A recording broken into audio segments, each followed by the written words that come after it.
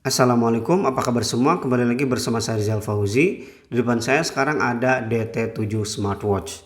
Smartwatch terbaru dari DT number one yang bentuknya mirip banget nih dengan Apple Watch Series 7. Di packagingnya aja udah diliatin langsung ya, bentuk watch face-nya mirip dengan yang Nike Series nih, Nike Edition. Oke, packagingnya seperti ini. Dia bentuknya panjang ya, hampir mirip juga. Tapi feel untuk unboxingnya biasa aja sih ini mah. Dalam paket penjualannya standar aja. Biasa ada satu smartwatchnya. Kemudian ada juga kabel charger yang udah menggunakan wireless system. Cakep. Di harga 400 ribuan udah wireless charging nih. Kemudian tidak lupa juga ada silica gel. Ini khas banget sih dari produk Cina kayak gini. Dan yang terakhir user manual dengan menggunakan dua bahasa ya, bahasa Inggris dan juga Mandarin. DT7 ini udah saya pakai kurang lebih 2 hari ya, dan selama pemakaian saya no problem, bahkan nyaman-nyaman aja.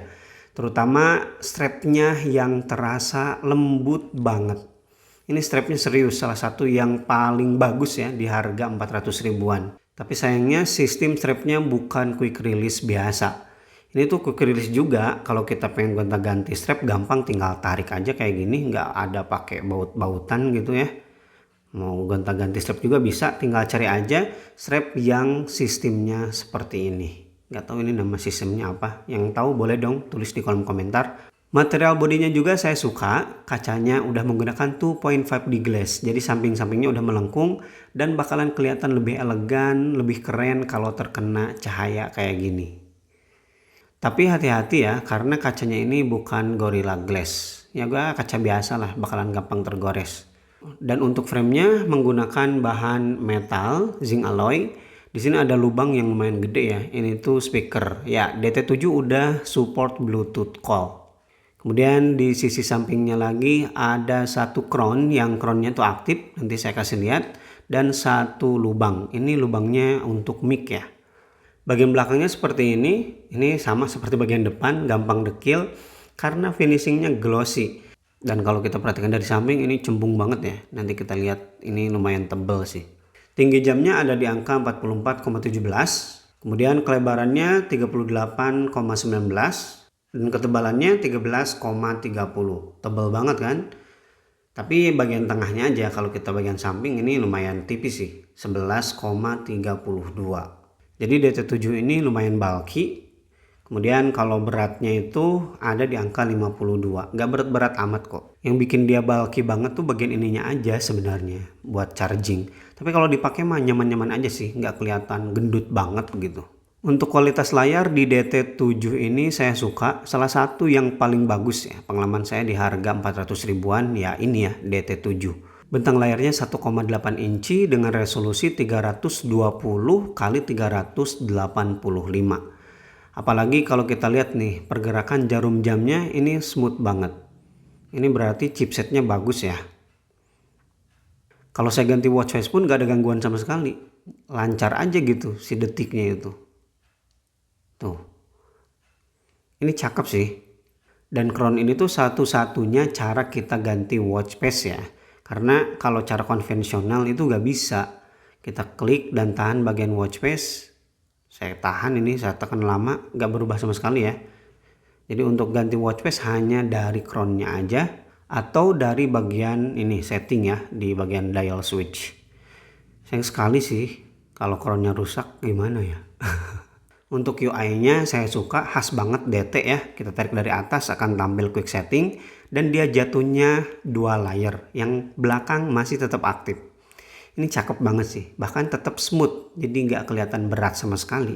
Dan untuk pengaturan brightness di sini tidak bisa di slide tapi ya, hanya di tap-tap aja. Dia levelnya ada 4, untuk penggunaan di outdoor masih terbilang lumayan nyaman. Kemudian kita tarik dari samping kanan akan masuk ke bagian rangkuman aktivitas. Di sini ada pedometer, distance dan juga kalori. Nah, untuk pedometernya sendiri sangat disayangkan ya, di DT7 ini masih error kalau kita bawa naik motor atau kendaraan. Pengalaman saya 2 kali pakai motor dan pakai jam tangan ini selalu dihitung sebagai langkah. Next ada heart rate monitoring, ini dia nyala ya, warnanya warna hijau. Selanjutnya di sini ada weather, Kemudian kita bisa juga menambahkan widget lainnya. Kemudian kalau kita tarik dari samping kiri akan masuk ke recent app, beberapa aplikasi yang baru aja kita buka. Kalau ini sih shortcut ya jatuhnya, notification dan juga Bluetooth call. Kemudian untuk masuk ke menu kita tarik dari bawah ke atas. Nggak bisa menggunakan tombol ya, karena tombol itu sebagai menyalakan dan menonaktifkan layar. Nama aplikasinya adalah Wear Pro dan watchface yang tersedia di aplikasi banyak banget, ada 100 lebih. Dan kalau saya lihat di sini banyak ya watchface tiruan seperti watchface Samsung, watchface yang ada di Huawei dan di Amazfit. Di sini ada. Jadi jangan khawatir kalau kita pengen watchface yang ada di brand-brand terkenal bakalan kita temukan di sini. Kemudian kalau kita pengen custom watchface, silahkan cari watchface yang ada tanda penanya. Yap, kita bisa pakai background foto. Kemudian yang saya suka juga di UI-nya itu mereka punya sampai 7 menu style. Kalau kita pengen mirip Apple silahkan pilih yang nomor 2. Ini dia tampilannya mirip dengan Apple Watch series ya. Dan jumlah workout yang didukung di DT7 smartwatch ini hanya ada 11 olahraga. Memang terbilang sedikit, tapi ini olahraga profesional. Walking, running, cycling, rope skipping, badminton, basketball, football, indoor running, yoga, free training, elliptical. Tidak ada swimming karena DT7 belum mendukung 5 ATM. IP ratingnya hanya di IP68. Jangan dibawa berenang karena ini ada bolong yang lumayan lebar. Dan bagi yang nanyain GPS, di DT7 smartwatch belum mendukung GPS sayang sekali. Jadi bagi yang pengen tracking, kita harus bawa HP-nya. Untuk tampilan notifikasinya seperti ini, informatif ya, icon-iconnya beneran muncul, jadi kita tahu itu notifikasi dari aplikasi apa. Tapi sayang sekali untuk fontnya masih terlihat jadul. Kemudian fitur spesial di DT7 adalah adanya Bluetooth call, kita bisa melakukan panggilan langsung dari sini. Tapi ini berbeda ya dengan Bluetooth call yang ada di kelas smartwatch mahal seperti Huawei DT3 ataupun Amazfit GTR 3 Pro.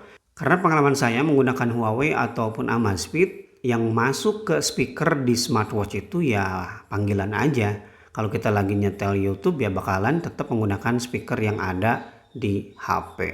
Ini menurut saya ribet ya. Jadi kalau kita lagi nonton harus menonaktifkan dulu Bluetooth call-nya. Kedua upgrade-nya atau yang paling barunya yaitu Redmi Watch 2 Lite. Banyak yang bilang kedua smartwatch ini tuh sama aja, cuman dibedain layarnya. Yap, seperti itu kekurangan Bluetooth call yang ada di smartwatch murah.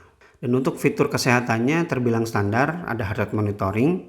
Ya, ini 73, di sini 75. Lumayan mendekati ya. Kemudian selanjutnya ada EKG, ini untuk mendeteksi serangan jantung, tapi menurut saya ini sih gimmick ya. Selanjutnya ada sleep tracker juga. Kemudian ada breathing exercise. Kemudian ada ultraviolet dan juga air pressure. Dan yang terakhir ada fitur khusus perempuan ya, pelacak siklus menstruasi. Selanjutnya fitur-fitur standar sebuah smartwatch. Ada fitur ekstra yang jarang kita temui di smartwatch lain seperti kalkulator.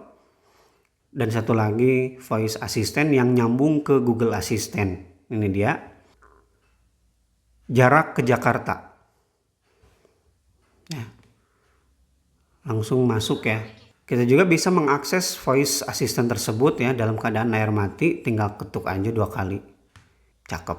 Dan kapasitas baterai di DT7 ini lumayan besar yaitu 380 mAh. Pengalaman saya 2 hari ini hanya berkurang 15% aja. Oke, itu dia DT7 smartwatch dari DT number 1. Bagi teman-teman yang pengen beli smartwatch ini silahkan gunakan link yang sudah saya sediakan di kolom deskripsi. Di harga 400 ribuan ini smartwatch yang bagus.